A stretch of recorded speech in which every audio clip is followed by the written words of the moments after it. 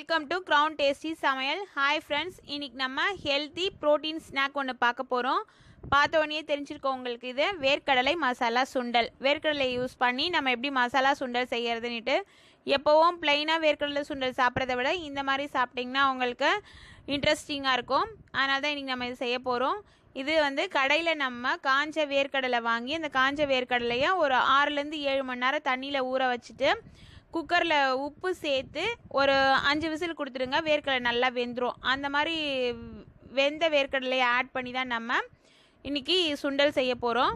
அப்படி நீங்கள் வேக வைக்கும்பொழுது உப்பு ஆட் பண்ண மறந்துட்டிங்கன்னா சுண்டலில் உப்பு நல்லா ஊறி இருக்காது. அதனால் என்ன பண்ணுங்கள், வேர்க்கடலையை வேக வைக்கும்பொழுது கவனமாக உப்பு ஆட் பண்ணி நீங்கள் வேக வைங்க. உப்பு போடும்போது பார்த்து போடுங்க, நிறைய போட்டுடாதீங்க.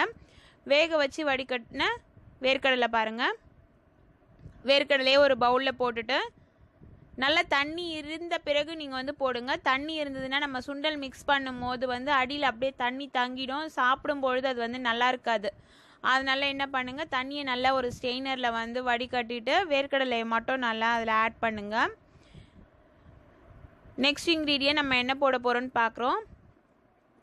பொடியான இருக்குன்னா ஆனியன் டேஸ்ட்டு உங்களுக்கு நிறைய பிடிச்சதுன்னா ஆனியன் நீங்கள் கூடுதலாகவும் ஆட் பண்ணிக்கலாம். அப்படி இல்லைன்னா ஒரு மீடியம் சைஸ் ஆனியன் பொடியாக கட் பண்ணி ஆட் பண்ணிக்கோங்க.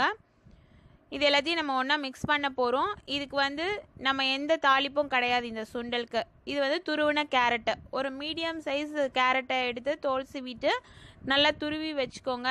இல்லை நான் பொடியாக தான் கட் பண்ணால் எனக்கு பிடிக்கும்னா பொடியாக கட் பண்ணி யூஸ் பண்ணிக்கோங்க.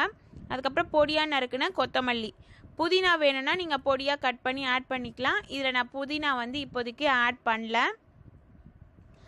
பொடியாக நறுக்குன்னா தக்காளி நல்லா கெட்டி தக்காளியை பொடியாக நறுக்கி வச்சுக்கோங்க. நல்லா ரொம்ப பழுத்த தக்காளின்னா உங்களுக்கு சுண்டலோடு சேர்ந்து நல்லா அப்படியே கரைஞ்சி போயிடும். அதனால் கெட்டியாக இருக்க தக்காளியை யூஸ் பண்ணுங்கள் இந்த சுண்டலுக்கு. பெங்களூர் தக்காளின்ட்டு கெட்டியாக கிடைக்கும் இல்லைங்களா, அந்த தக்காளி கிடைச்சாலும் ஓகே. நம்மளோட நாட்டு தக்காளியாக இருந்தாலும் அது கெட்டியாக இருந்ததுன்னா அதை யூஸ் பண்ணிக்கலாம். ஒரு சிட்டிக்கு மிளகாய் பொடி. இந்த மிளகாய் பொடி எதுன்னு கேட்டிங்கன்னா நம்ம ஊறுகாய்க்கு யூஸ் பண்ணுவோம் இல்லைங்களா, வெறும் மிளகாய் பொடி, அந்த மிளகாய் பொடி தான் யூஸ் பண்ணணும். குழம்புக்கு யூஸ் பண்ணுற மிளகாய் பொடி யூஸ் பண்ணக்கூடாது. காரம் நிறைய தேவை அப்படின்னு நீங்கள் விருப்பப்பட்டீங்கன்னா ஒரு பச்சை மிளகாவை பொடியாக நறுக்கி கூட சுண்டல் ஆட் பண்ணிக்கலாம். ஆனால் குழந்தைங்களுக்கு கொடுக்கும்போது பச்சை மிளகாய் அவாய்ட் பண்ணிவிடுங்க. இது பிளாக் சால்ட்டு ஏன் போடுறோம் அப்படின்னு கேட்டிங்கன்னா ஒரு ஃப்ளேவர் கொடுக்கும் பிளாக் சால்ட்டில் பொட்டாசியமும் அதிகமாக இருக்குது. அது நமக்கு ஹெல்த்தியும் கூட. ஆல்ரெடி நம்ம சுண்டலில் உப்பு போட்டு வேக வச்சுருக்கிறதுனால கொஞ்சமாக பிளாக் சால்ட்டை ஃப்ளேவருக்காக ஆட் பண்ணிவிட்டு இதை நல்லா மிக்ஸ் பண்ண போகிறோம். நல்லா மிக்ஸ் பண்ணிவிட்டு நம்ம சர்விங் பவுலில் சேஞ்ச் பண்ணிக்கலாம். இதில் இன்னொரு ஆப்ஷன் என்னென்னு பார்த்தீங்கன்னா, உங்களுக்கு மேங்கோ சீசனாக இருந்ததுன்னா மேங்கோ நீங்கள் பொடியாக கட் பண்ணியோ இல்லை துருவியோ இதோட ஆட் பண்ணிக்கலாம். அது அந்த புளிப்பு சுவையோடு சேர்ந்து சுண்டல் இன்னும் டேஸ்ட்டாக இருக்கும். இப்போ நம்மளோட வேர்க்கடலை மசாலா சுண்டல் ரெடி ஆச்சு. இது சர்விங் பவுலில் நம்ம சேஞ்ச் பண்ணிக்கலாம். பாருங்கள், சுவையான வேர்க்கடலை மசாலா சுண்டல் இப்போ ரெடி. நீங்களும் உங்கள் வீட்டில் இந்த ஸ்நாக் ட்ரை பண்ணி பாருங்கள். மழை காலத்தில் ஈவினிங்கில் சாப்பிட்றதுக்கு ஒரு ஹெல்த்தியான ஸ்நாக் இது.